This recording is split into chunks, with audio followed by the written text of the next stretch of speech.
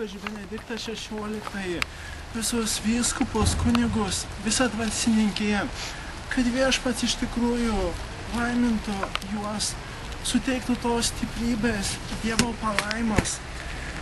O didis ir gailestingasis Dieve, prašome apginti visus vyskupus, kunigus, mūsų popiežių Benediktą XVI nuo visokios priespaudos per visas jų gyvenimo dienas, nes tu esi mūsų sutvėrėjas ir išganytojas.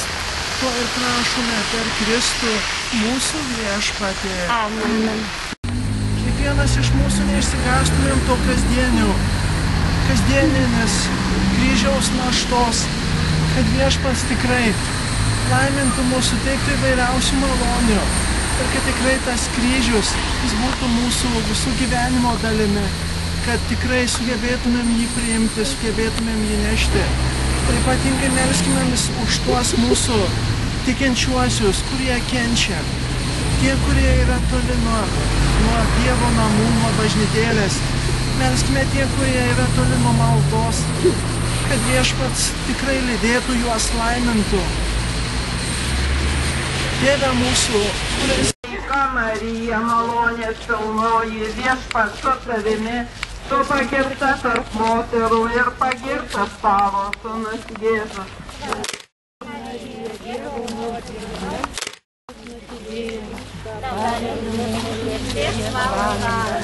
Sveika Marija, malonės pilnoji, Viešpats su tavimi, tu pagirta tarp moterų ir pagirtas tavo sūnus Jėzus.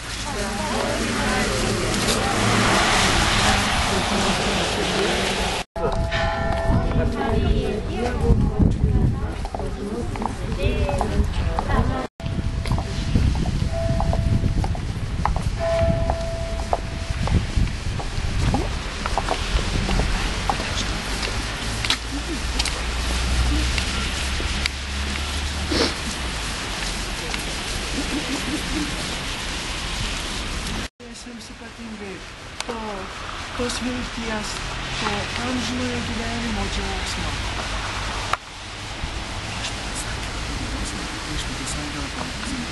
Viešpats.